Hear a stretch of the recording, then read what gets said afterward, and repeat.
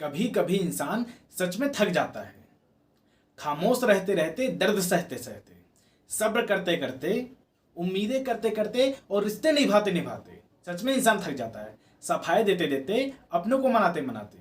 इसलिए कहते हैं, गलत और दोगले लोगों के साथ रहने से बेहतर है अकेले रहो। अकेले रहोगे तो हमेशा खुश रहोगे, ना किसी की टेंशन, ना किसी की फिक्र। अपने मस्ती में जियोगे, जो मन करेगा वो काम करोगे, सोचने के लिए फ्री रहोगे, किसी के दबाव में कभी नहीं रहोगे। जो व्यक्ति दूसरों का हक और खुशी छीन लेता है, उसके दुखों की उम्र लंबी होती है। ईश्वर जिसको ऊंचाई तक पहुंचाना चाहते हैं, उसकी संघर्ष दुगनी कर देते हैं। यदि आपका भी संघर्ष दुगना हो गया है और आप सही डायरेक्शन में हैं, तो ध्यान रखना, हो सकता है आपकी मंजिल करीब आने वाली हो। कुदरत दुख इसलिए देते हैं ताकि दुखों का सामना करते करते इतने मजबूत हो जाएं, ताकि जब भी इंसान के लाइफ में दुख आए तो उन्हें कोई फर्क ही ना पड़े। वो आसानी से उस दुख का सामना कर सकें, उस दुख को पार पा सकें। अधिक चिंता से क्या पाएगा, मरने से पहले ही मर जाएगा। चिंता चिता के समान होती है, तो चिंता उतनी ही कीजिए जितनी आपकी लाइफ में फायदेमंद साबित हो सके। जीवन का अंत निश्चित है, सफर का मजा लीजिए। तनाव करने से कोई फायदा नहीं, क्योंकि सभी को एक ना एक दिन जानी है, कहीं ना कहीं। हम सबको ईश्वर ने अभी तक संभाला है, वरना इस कठिन जीवन में, इतनी परेशानियों में, इतने प्रॉब्लम्स में जीवन जीना आसान तो नहीं।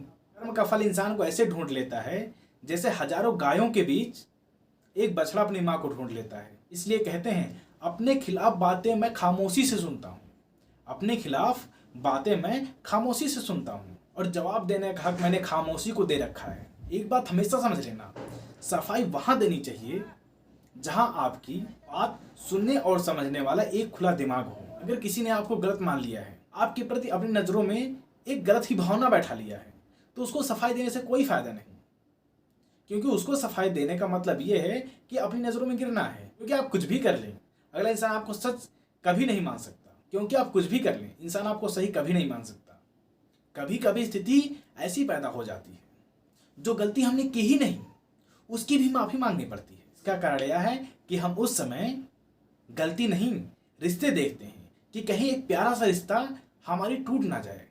जीवन में जब भी हम एक खराब स्थिति से गुजरते हैं, तो मन में हमेशा एक विचार आता है कि परमात्मा हमारी स्थिति देखता क्यों नहीं है, हमारी परिस्थिति समझता क्यों नहीं है, दुख कम क्यों नहीं करता है। पर एक बात ध्यान रखना, जब परीक्षा चल रही हो तो हमेशा शिक्षक मौन रहता है। अगर ऐसी स्थिति आती है तो आप संभल जाइए और अपने आप को सचेत कर लीजिए। जब भी आपके दुखों का समय चल रहा हो, तब ये समझ लीजिए कि भगवान हमारी परीक्षा ले रहे हैं। लास्ट बात ये कहना चाहूँगा, जब भी आपका मन घबराए, जब भी आप अपने आप को अकेला पाएं, जब भी दुखों का पहाड़ टूट जाए, जब भी जिंदगी में कुछ अच्छा ना हो, तो कुछ भी करने की जरूरत नहीं है। बस अपनी सारी प्रॉब्लम, अपनी सारी दिक्कतें, अपनी सारी परेशानियां ऊपर वाले पर आंख बंद करके छोड़ दीजिए। क्योंकि आपके हाथ में नहीं कि उस चीज़ को आप सही कर सकें, और आपके पास कोई दूसरा ऑप्शन भी नहीं है। इससे अच्छा है आप ईश्वर को समर्पित कीजिए। देखना, कुछ टाइम बाद आपके जीवन में बहुत ही अच्छा होने लग जाएगा और आप उस दुखों से, उस परेशानी से निजात पा जाएंगे। दोस्तों, वीडियो अच्छी लगी हो तो प्लीज़ लाइक, सब्सक्राइब, कमेंट करना ना भूलें। जय हिंद, जय भारत।